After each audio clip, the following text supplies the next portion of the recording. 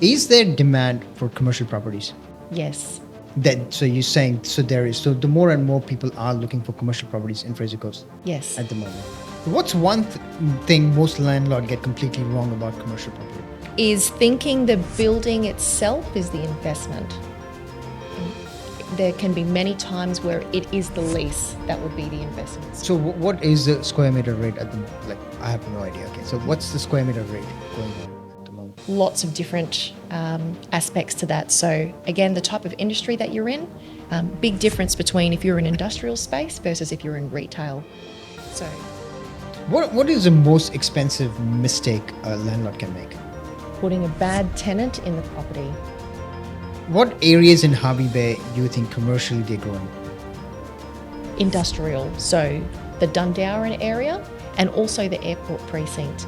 With the airport precinct, we're seeing a lot of... Is it true that they say that when you get into commercial, the landlord really doesn't have to pay much? It's all usually most of the expenses are paid by the tenant. Is that correct? Yes, so outgoings, generally speaking, would be covered by the tenant, and that's because they're running their business there. Why do landlords leave one property manager to move to the other? One word, communication. Yeah. Yes. You think are the owners very demanding in current market? Generally speaking, yes. I think emotions are heightened. There is financial pressure. What's the biggest challenge managing a commercial property compared to residential? Wouldn't be the tenant or the landlord. I think communication helps with that, but the elements. So, for example, running a business is not necessarily just 9 to 5, What's the biggest financial red flag you look for when you're putting a tenant in place? If they couldn't pay their bond or deposit. There's cash flow is so important when you're establishing a business. What do you think, like, with your experience and what you've seen around, what is missing when it comes to commercial space in Fraser Coast? For me, and I'm speaking personally here, as a young professional, as a wife, as a mother, I would like to see things like an indoor play centre where I could go with my girlfriends on the weekend and our kids. And Yeah, I think that sounds like a plan. I think there'll be a Maggie beer shop or a cafe, Maggie's Cafe. if you've got that for sale, Nitin, come and hit me up.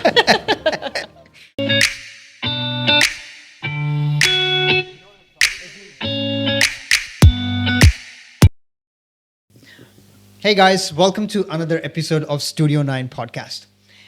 If you're looking to get into commercial leasing or anything in regards to commercial aspect of site, our guest today is one of the experts in Harvey Bay, understanding and telling you about commercial property. Before we start our podcast, we have a small request.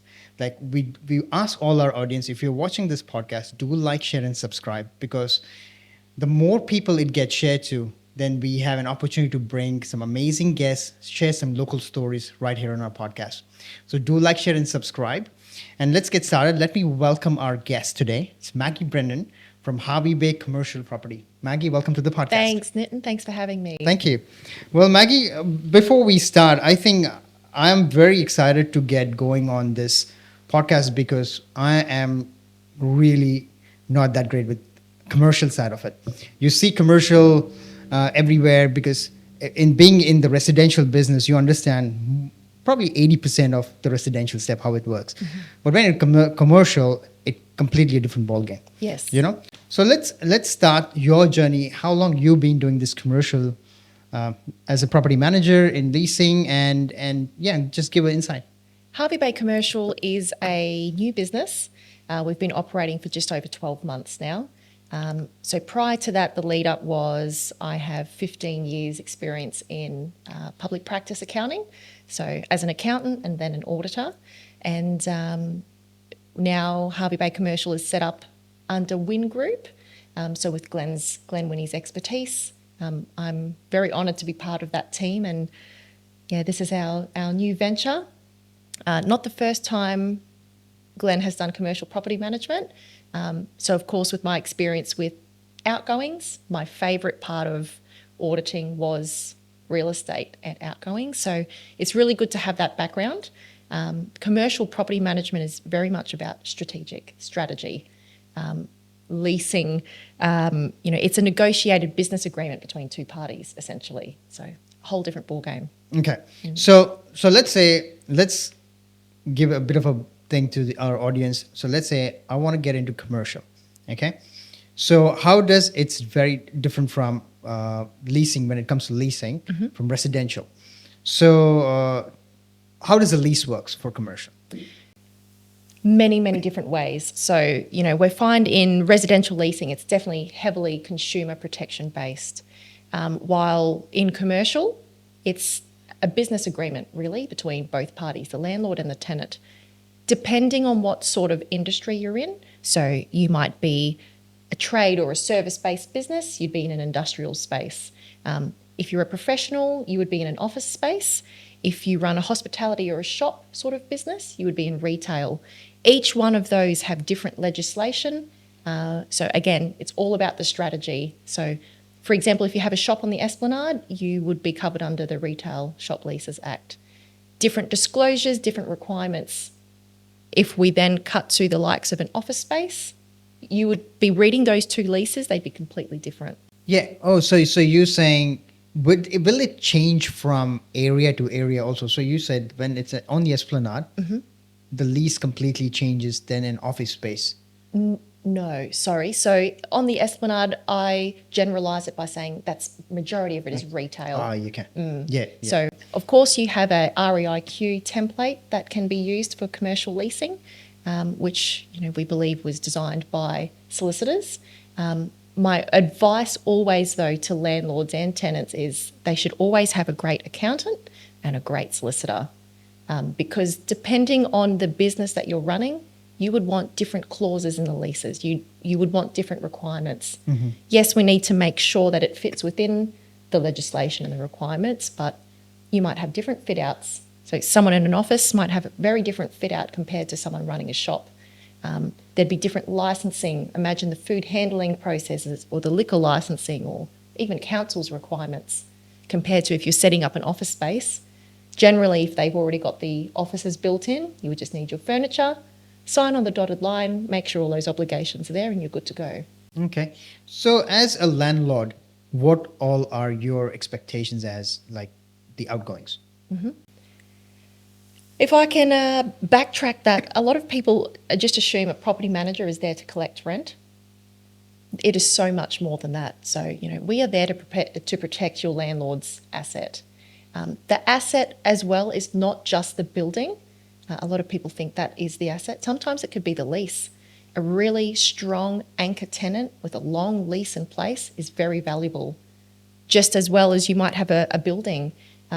That building may be worth more sitting vacant than having a bad short-term tenant with a short-term lease in place. So again, case by case, it's about strategy, completely different. And what is usual the minimum tenancy agreement with the owner and the tenant? Is like there's a minimum years that you have to do it, or?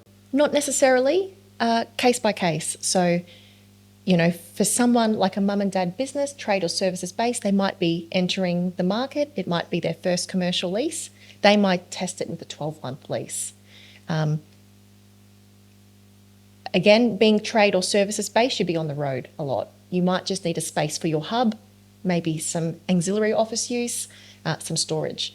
But imagine if you're setting up a shop or a restaurant on the Esplanade, you would be injecting a lot of money for fit out, clothing, stock, staff even. So it's no lease is exactly the same. So who decides that? Is that as a property manager you decide, or it's actually the owner of the place decides that I can have 2 5-year leases, or no, I want any tenant that comes in, I want them to be for 15 years on my premises? Or I think it's a combination between the tenant and the landlord. The property manager is just there to facilitate the process. So again, using an office example, you might have this brand new building, great office space, it might be 90 square metres, could have internal amenities, that's a great big tick, might have great street frontage, maybe a couple of internal offices and a big boardroom. So you can imagine they might turn around and say, okay, let's see what sort of tenant we can attract.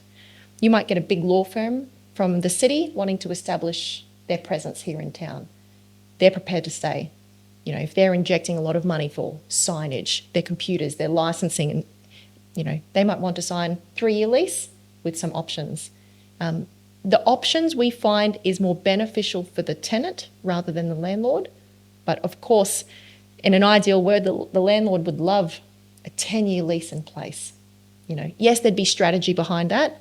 Might be CPI increases every year, but no one lease is the same. Okay.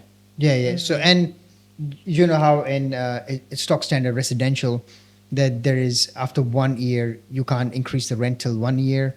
And then there is only so much increment that you can do on your. Is the same thing with commercial or? No. So with commercial, the 3 types of increases we find is CPI, fixed, or you would have market review. So they can only be done on the anniversary of the lease commencement date. That's what we generally find happens. So again, imagine you sign a lease 1st of July 2026. The next time you can increase the rent, per the lease, it would all be documented there. Generally would be 1st of July 2027. But the way the lease is structured, CPI could mean a big difference between that and fixed. You know, imagine if the interest rates go up. There's a lot of factors, economical factors that can affect. You know, you don't want to necessarily implement if it's high CPI. Can your tenant sustain that? Is it affordable? You would really want a long-term tenant in place rather than aiming for the highest possible rent every time. Yeah. No, I completely understand that. What's one thing most landlords get completely wrong about commercial property? Is thinking the building itself is the investment. There can be many times where it is the lease that would be the investment. So a strong anchor tenancy, long-term tenant, that is worth its weight in gold rather than a bad tenant on a 12-month lease. Yeah. And when I say bad can mean many different things as well. Yeah. What do you think how things are going in Fraser Coast when it comes to commercial property? Like, let's go back 5 years. From 5 years from now to here, where are we sitting with? Are there more demand for commercial now, or people are actually pulling back, doing a lot of stuff from home? You know, like small businesses where you're saying a tradie who just wants to be at home and save that extra money from not renting it out. We are finding the opposite, to be honest. Okay. So if we compare the trade and service-based industries, you know, if we backtrack a few years ago, you would think industrial is just in a tin shed somewhere.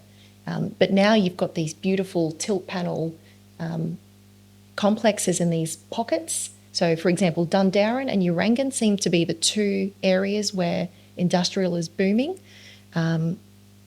A lot of businesses would like to establish a presence. So, yes, if they were a mum and dad business, that's done very well. Maybe they'd like to expand. First step would then be to have a shop front or some office space. We're finding a lot of hybrid uses. So, yes, you might have 5 years ago had a team that would work in the office Monday to Friday, 9 till 5. These days it might be a hybrid structure. Some staff might work from home, some might travel on the road. So industrial, again, is that sector that has a lot of demand at the moment. So do you think that as things are changing with a lot of people doing work from home and everything, is the trend changing with getting smaller spaces now, or is it still there's demand for big spaces and big venues? I wouldn't say small spaces, but they're definitely getting more bang for buck. They're definitely looking at the square metre rate. How many square metres they have? Are they utilising all of that space? So they're very clever with this space that they're using. So what is the square metre rate at the moment? Like, I have no idea. Okay, so what's the square metre rate going on at the moment? Lots of different aspects to that. So again, the type of industry that you're in, big difference between if you're in industrial space versus if you're in retail. So industrial, for example, again, many factors. Are you a front-facing tenancy on a road? That would be attracting a higher square metre rate than, say, for example, if you were a few back. Street frontage is a big tick for a lot of tenants. You know, you can imagine if your front-facing tenancy has a lot of glass, You would be utilising all of that glass for your signage. Again, if you were a retail or a hospitality business on the Esplanade, prime location, lots of the tourists going past, accommodation nearby, versus if you're a few streets back or in another area where it's not necessarily as busy as the Esplanade. So many, many different factors, but yes, it changes depending on the sector. So, so you're saying prime, so it's pretty much prime real estate on the Esplanade, big glass door windows. If it's a retail or a restaurant business, that's where you want to be.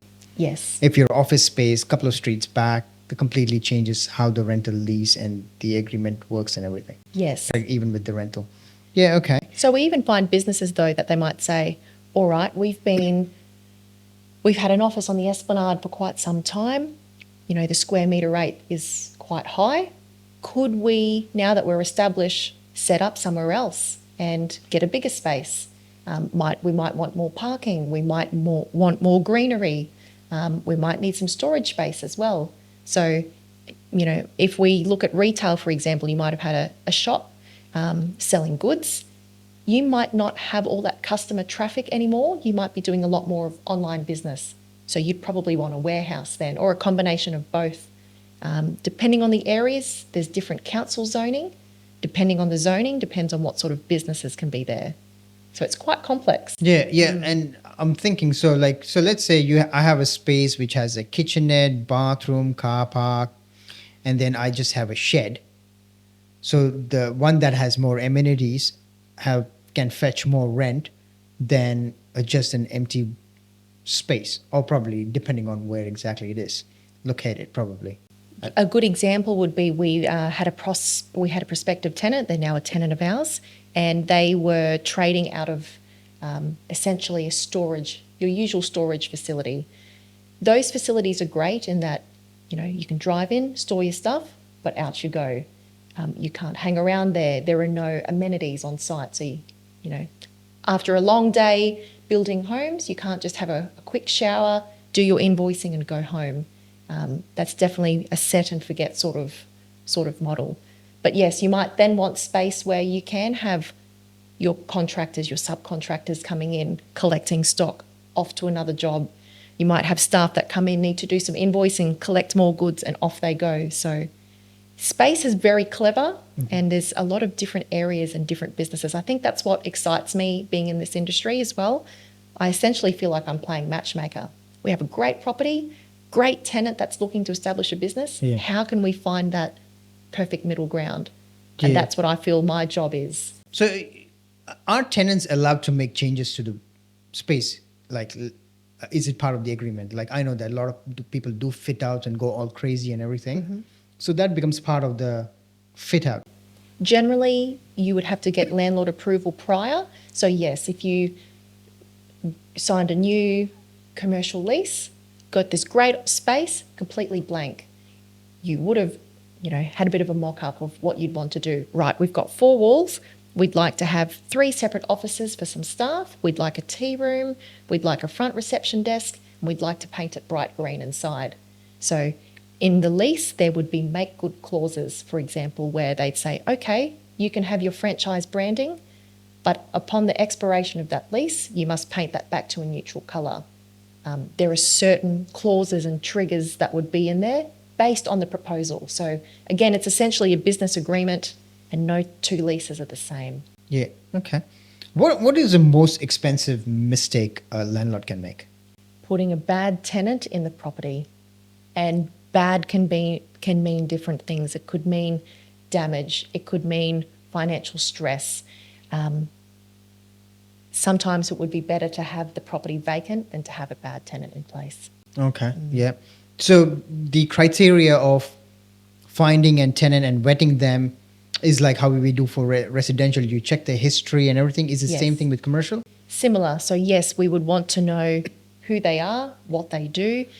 Can they provide references? You know, if it's a industrial space, have they operated this sort of business before? Is this their first time? If it's their first time, do they have adequate training? Maybe they had a good mentor, or they were working as an apprentice somewhere. With a commercial lease, can they afford it? How do we know that? Have they provided pay slips or their financial statements or a bit of a summary? A lot of the times as well, when businesses are changing hands, there would be solicitors and accountants involved. Different requirements signing a industrial sort of lease compared to a retail space. Retail space, there's more legislation. You need a legal advice report. You need a financial advice report. They need to be signed by a solicitor and an accountant. So in itself, they are also vetting their client and putting that forward.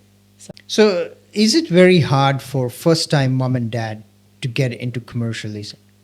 Not necessarily, but we're finding that is a really big jump from not having a commercial space to then tying yourself down, for example, for a 3-year lease. Most of the time they would be thinking, hey, can we afford the fit out? Can we afford the bond? Bonds can be 3 months, equivalent to 3 months rent. You would then have to pay a deposit. That could be 1 to 2 months, in rent. Some shops that have extensive fit out, they might then negotiate that. Is there a rent-free period, or what other incentives has the landlord offered? So there are many moving parts to that. But yes, we're finding that's the hardest part, making that commitment to sign that lease, because once you've signed that lease, that's yours for that period of time. You can't just decide after 2 weeks, I've had enough, I'm out of here. So what happens if after 6 months things are not working? They thought it's going to work, and what happens in that situation? There are different clauses in the leases, but generally speaking, you would break lease. So it means you are responsible for that lease, for that term, until you can find somebody else that can take over the lease. So it might mean there could be break lease fees with your agent. There could be marketing fees. A lot of people think, right, I might spend $1,200 on a real commercial listing. That might give me the best chance to find a replacement tenant. Or you could say, well, I'm not going to do anything, up to you to find a tenant. It could take time to find a suitable tenant that the landlord is happy to have that lease assigned over to. So, do you think, does it happen a lot? Like, do a lot of people break lease in commercial? not a lot, but there are different factors. So, health could be one thing. Family could be another. We've seen times where you might have a partner that works away. They've secured a contract somewhere else. Therefore, you might be relocating your family. With that, we're finding it's all about the communication. So as soon as something has triggered in a person's life, they would naturally inform us, and then we can start putting those plans in place to minimise the time that they're there. So tell us about the demand. Is there demand for commercial properties? Yes. So you're saying, there is. So the more and more people are looking for commercial properties in Fraser Coast. Yes. At the moment. I think, even if you're sitting at the traffic lights, I think I've said this before, I encourage everyone just to sit there and take a look around them. The amount of vehicles that are driving past, all branded, you might have builders, electricians, some that you've heard of before, some that are new, some that are expanding. So I think the strongest area is industrial. We have a lot of people coming to Hervey Bay, whether that's for the lifestyle or a combination of the lifestyle or job opportunity perhaps.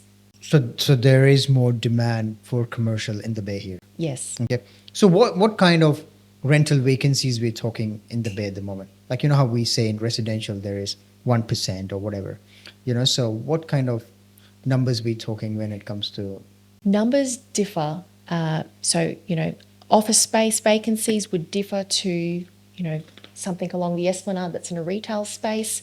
Industrial, we have a lot coming into the market at the moment. There's a lot of new builds. So again, those figures would differ. But those vacancies fill fairly quickly. So if you were to look on Real Commercial, for example, and do a bit of a search on the commercial properties for lease, 9 times out of 10, those properties change every month, different demands. Okay. Again, you might have a business that's been in their space for some time and think, all right, we could expand. We've brought on more staff. We need more space. That could be a reason as well why their property is for lease. Not necessarily because there's no business or demand, but they just require a different level of space. Yeah, okay. So what is driving this? Is it more just people moving from interstate, or locals are more exploring options to do businesses in the Bay? A bit of both. So we have a lot of, for example, the prospects that we've been signing up recently, most of them have not been from Harvey Bay. They've relocated from the Sunshine Coast or Brisbane or even further south. I think it's the price. They might have sold their home there, travelled up north and thought, wow, this is a really great place. Might be a little quieter. It's beautiful. They can raise their family here. And they thought, okay, let's establish business here. We've had others that have a really great business down south and think, we could do this again. Let's open up another location. That's what we're finding. And then for the locals, it's better utilising their space. So yes, we find that some businesses are playing musical chairs. They might have taken on more staff. They might have decreased. A lot of their staff might be more on the road now and travelling and think, okay, we don't need that much space. Yeah. So what areas in Harvey Bay do you think commercially they're growing? Industrial. So the Dundowrin area and also the airport precinct. With the airport precinct, we're seeing a lot of tilt panel developments happening again. There's the big chemist warehouse area that's gone. We've got the new flights that are coming into town. That's also driving a lot of activity in that area. So I think that airport precinct is the one to watch within the next 12 or so months. So as a property manager, what are your favorite tenant properties, like whether it's an office space, is it a restaurant business, or is it, I don't know, like a retail? What is it like? That's a really hard question. I don't think I have a favourite as such because they're all so different. Yeah. Not one business is the same as the next. Yeah, but is it anything that's harder to manage than the other, or it's all the same? I think it's all to do with the communication. Yeah. There's a lot of negotiating Yeah. that goes on. And of course, getting the best result, not only for the tenant, but for the landlord as well. If you've got a tenant that loves their space, wants to be there, injecting money, great outcome for the landlord as well. So we really just want to see the best for both worlds. Yeah. Is it true that they say that when you get into commercial, the landlord really doesn't have to pay much? It's all usually, most of the expenses are paid by the tenant. Is that correct? Yes. So outgoings, generally speaking, would be covered by the tenant. And that's because they're running their business there. As I've said before, I think commercial leasing is essentially a business proposal between themselves and the landlord, lots of negotiating in place. So yes, but depending on the lease, depending on the legislation in place, and depending on the industry. For example, if you're a retail business, you cannot be on-charged land tax, for example, from your landlord. But in an industrial space or office space, the same legislation does not apply. Very, very, very interesting. So, is there rates and everything for the commercial space? Yeah, so generally speaking, the usual outgoings would be council rates, body corporate, some repairs and maintenance. You might have a common area for toilets. There'd be cleaning, pest control, fire compliance. Yeah, there's many parts. So those are the things usually. Okay. They're the usual Yep. ones. Why do landlords leave one property manager to move to the other? One word, communication. Yeah. Yes. If they're not feeling heard, if they feel like their problems are not being solved, if they feel like it's not being handled proactively, I think, they are the ones that are paying us to manage their property. So, perhaps they're not conducting routine inspections.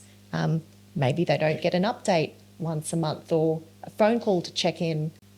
So how often do you guys do the inspection? You know how for the residential it's usually every, I think, 3 or 4 months. Mm-hmm. Property managers go. So is the same thing with the commercial? With commercial, there's no legislation in place, generally speaking, covering all the sectors that say you must complete a routine inspection. However, for us, communication is key and we wouldn't want surprises. So I think it's also good business. Check in with your tenant. How are they going? Have they had a really good school holiday period? If it was Good Friday, did they have a roaring trade and a fish and chip shop? We feel that we're genuinely invested in our tenants and their businesses and what they do, because if they run a really good business, great for the landlord.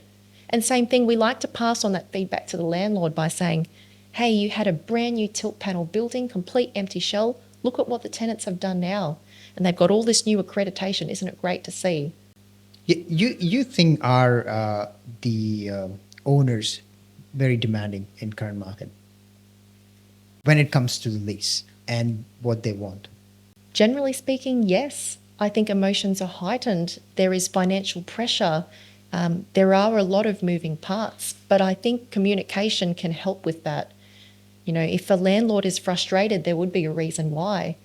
Are they frustrated because the property is vacant? Are we giving them advice on that? Feedback or strategy? But yes, I think it's very valid for the landlords to be feeling that way. Yeah. So let's give us an insight on a stock standard commercial side and shopping center. Okay, so they must be completely different, correct? Yes. The way the shopping center operates is completely different than managing a mom and dad tenancy place. Is that correct? Yes. So Harbour Bay Commercial doesn't manage any of those businesses in a shopping centre complex, but yes, there are different disclosures, requirements. You know, we understand sometimes it could be based on profits. There are audits that need to be conducted. There might be fit-out incentives, which then might be incorporated into the price of your rental rate. So, yes, again, a complete different ballgame there. So, does council play a major role where the commercial needs to go, or what kind of commercial business needs to be operated in certain areas? Yes and no. It's a really interesting tool that the council have on their website. There's the mapping scheme that they have. So colour coded, it shows the various different zones in Harvey Bay. So again, you know, what's medium impacts, then what could be principal centre zoning. To give an example, you know, we have industrial space, and quite often we get a lot of inquiries for gyms or CrossFits or martial arts, those sort of indoor rec. In a medium impact area, indoor rec is not automatically permitted due to car parks. So the car parking requirements in a lot of these complexes are two. You get 2 car parks for 1 tenancy. That is not enough when you have a gym. So yes, depending on the business, there's a lot of factors. It depends on how many car parks are allowed. There could be noise restrictions. There's a lot of parts to consider when setting up a business. So yes, you couldn't just say, all right, I want to set up my business here. That's why it's good to have a good accountant, a good lawyer. The lawyer could give you good advice. You know, especially in our field, we only deal with commercial, and I like to compare it, you know, a GP versus a specialist. When you're ill, yes, they're both valuable, but when you have something more complex, if they deal with that every day, you know, that's why we feel it's very special to be in the commercial part. Does having more car park space increases the rent of a venue, or is it just one of the extra added thing that you have? I wouldn't say it's due to the car parks, but yes, there is a difference in price between a retail space and industrial space, for example. But again, there's many factors. It could be the location of that, the suburb, you know, all the hotspot areas would naturally attract a higher rate because you would want your business to be there. What do you think, like, with your experience and what you've seen around, what is missing when it comes to commercial space in Fraser Coast? What is missing? Like what kind of a business is missing, or what kind of, is it something we should have at a commercial space with a pond or a wedding venue? I don't know. For me, and I'm speaking personally here, you know, as a young professional, as a wife, as a mother, I would like to see things like an indoor play centre where I could go with my girlfriends on the weekend and our kids and let our kids play and interact together, but also genuinely have a good time, enjoy a coffee. I'd love that space. Yeah. Would also be nice to have, say, a drive-in movie theatre where I could go with my husband and our 2 kids and enjoy our family time together. I think having more of those family-orientated sort of businesses, you know, my husband often joked when Bunnings moved, he thought, what a great place that would be. We could put indoor go-karts in there. Yeah, that's right. Yes, if money wasn't an issue and if the zoning was right, et cetera, wouldn't that be great? Yeah. You know, they have those Bundy Bowl and Leisure Yeah. down on the Sunshine Coast. So I think if we want youth retention and we want to attract the youth and the young professionals, we need those resources here. Yeah, that's right. It's actually a bit of a shame that the go-karts that we had next to that mini golf, or not mini golf, the driving range, that got shut down many years ago, you know, like I think that was kind of a good thing, but it was just not maintained and it was just looking really bad. But Again, if money wasn't an issue and if we had won the lotto, yes, wouldn't that be great? yeah, that's right. Imagine if you were a mechanic and you could do up those go-karts, or in this world now, things are electric. Yeah. You know, it might be less maintenance. Might be a good business idea, Nitin. What's the biggest challenge managing a commercial property compared to residential? It wouldn't be the tenant or the landlord. I think communication helps with that, but the elements. So, for example, running a business is not necessarily just 9 to 5. You know, of course, residential property managers would have an after hours number that you could call, but imagine if a business gets broken into at 3 o'clock in the morning. You know, I feel it is our duty to get them back up and running as quickly as possible, for their benefit and for the landlord. You know, less downtime for them. This is their business, their livelihood. Yeah, that's probably the biggest challenge, the external elements and the factors that come with Like the weather, the flooding, when things go wrong like that, where commercial Yes. spaces got flooded because of all this rain, suddenly that becomes a real challenge for you, saying, hey, how can I fix it? How can I help them? But again, it's all about strategy. So, you know, when you're vetting a tenant, when you're putting a business in there, when you're considering taking on the management of a place, yes, you would be looking at those factors, looking at the insurance. Do they have adequate cover for those events? Did you ever had a tenant just walked off? Us? No, we haven't. Had you had any Thankfully. horror stories that you heard that tenants have walked off saying, thank you very much, pack everything? You do hear those horror stories. Again, I think it boils down to communication. So if you've got a great relationship with your tenant, there would be signs, you know, perhaps there would be arrears. You would be then having those difficult conversations. What's going on? How can we help? Do we need to have a payment plan in place? Is it financial pressures? Could it be something health related that's going on? So usually you would start to see the signs before they just up and go overnight. What's the biggest financial red flag you look for when you're putting a tenant in place? If they couldn't pay their bond or deposit, you know, there's cash flow is so important when you're establishing a business. So you check the cash flow for business? Yes, so if it's a new business, they wouldn't have, you know, bank statements with prior history or financial statements to provide. But yes, depending on the business, they would have to get it signed off by a solicitor or an accountant. If it's a retail, they need to perhaps have taken out a loan. Maybe they have cash from some other investment. There would be a level of investment that they would need to have for the landlord to feel comfortable having them in their property. So yes, certain vetting processes. So is the same thing with buying existing business? Let's say an ice cream shop is on sale and I want to buy an ice cream shop. And they got 2 more years left in the lease. So I'm basically buying the lease and the business. Is that how it works? How does it work when someone is selling a business, existing business, and someone is coming to buy a business? So if I was coming to buy your ice cream shop, don't think that I just hand over the money, sign the contract, and off you go. You would have needed to make sure you've got landlord approval first. So again, having a good accountant and a good solicitor can help give you the steps that you need to take.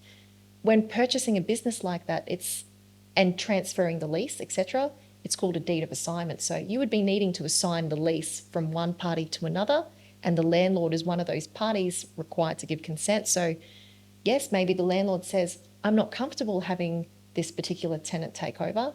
They don't have the necessary requirements, or they haven't got their food license. They haven't got experience running this sort of business. So you would want, there's a lot of steps and vetting processes in between. So yes, don't think I can just give you $50,000 and you walk off the next day. Yeah. Because we always think like, how does this changeover happens of businesses and the lease and everything? Because some people say, oh, I have signed for 5 years, but I got 2 years left in my lease. But there's also a +5. So that means there's an opportunity to extend that lease for another 5 years. Yes. So correct? Yeah. So again, when we have a tenant that is assigning or selling their business to somebody else, we sit down and make sure that the incoming tenant knows, have they read the lease? Are they aware of their obligations? Do they realise they need to have certain things maintained or serviced within a certain period? Are they aware that, yes, they're still stuck in that lease for the next 2 years? They might have option periods whether they decide to take that up or not. Are they aware that their rent will be increased on the 1st of July because that's the anniversary of the lease commencement date? Are they aware that then there'd be a market review at the end of that? So again, depending on the market, if the market is going up, well, perhaps the rent has gone up as well. So there's a lot of advice that needs to go into setting up a lease or assigning a lease. Yeah. Yes. Yeah. Have you ever saved the client from making a really bad decision?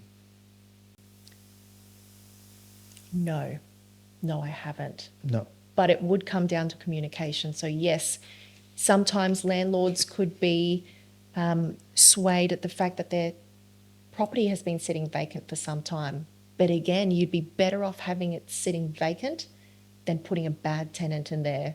So yes, there's some of the difficult conversations you would need to have. Yeah, okay, yeah. Are businesses demanding more different spaces after COVID? Like, is there more things that they want, or are they happy with? Has the commercial space change much when it comes to demand and what they really want? Tenants are getting very clever with maximising their space. So yes, they might have a 200 square metre space and they think we're not using this, but we're paying for it. You pay your rent per square metre. So if you've got a 200 square metre tenancy and you're only using 90 square metres, naturally they'd be playing musical chairs thinking, okay, my lease might not be coming up for another year, but we're going to be paying a lot of money in rent when we could essentially find another location, have somebody else come in and take this spot. On the flip side, you might have somebody else that thinks, gosh, we've put on 2 staff, not enough. We need another 5. We need a boardroom. We need all of these extra spaces. That's the space for us. So yes, a lot of musical chairs going on. So if I have a big space and I know that I got a lot of extra space left over, which I'm not using it, can I lease it to someone else? Subleasing is an option, but again, with landlord approval. So you would want to make sure that lease has in there that, generally speaking, you could sublease. There would need to be a sublease agreement. So yes, say for example, we decide to go into an office space together.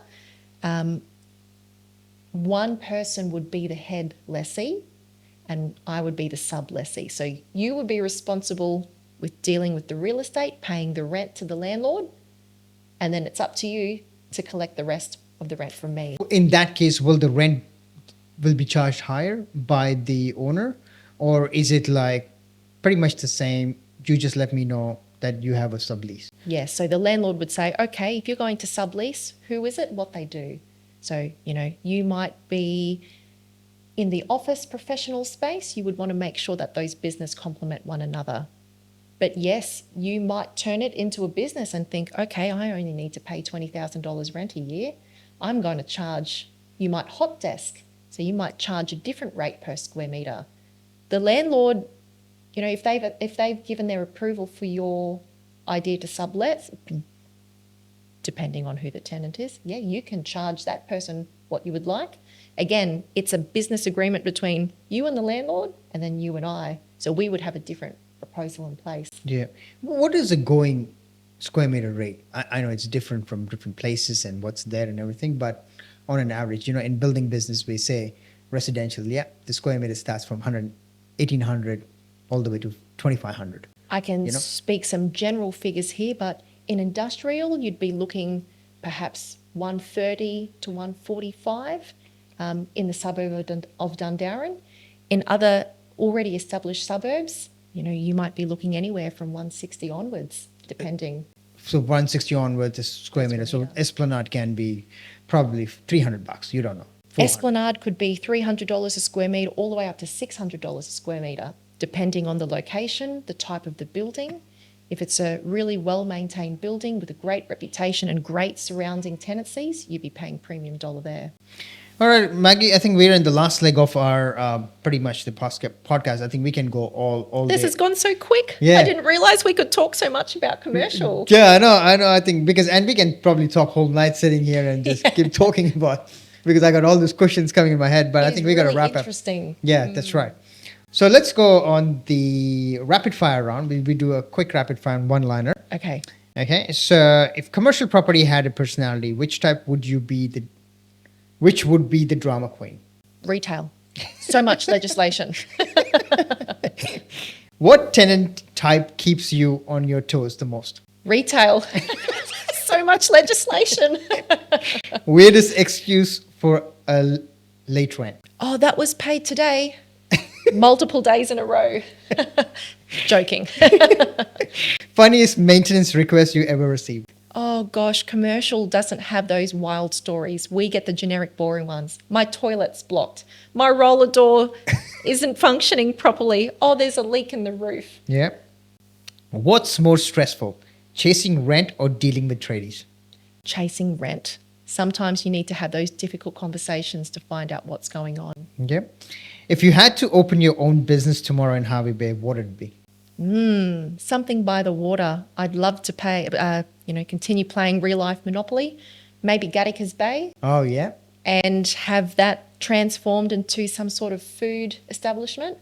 I could just imagine coming back from fishing, parking your boat, and you might go and have a nice beer or a drink. Yeah. I think that sounds like a plan. I think there'll be a Maggie beer shop or a cafe, Maggie's Cafe. If you've got that for sale, come and hit me up.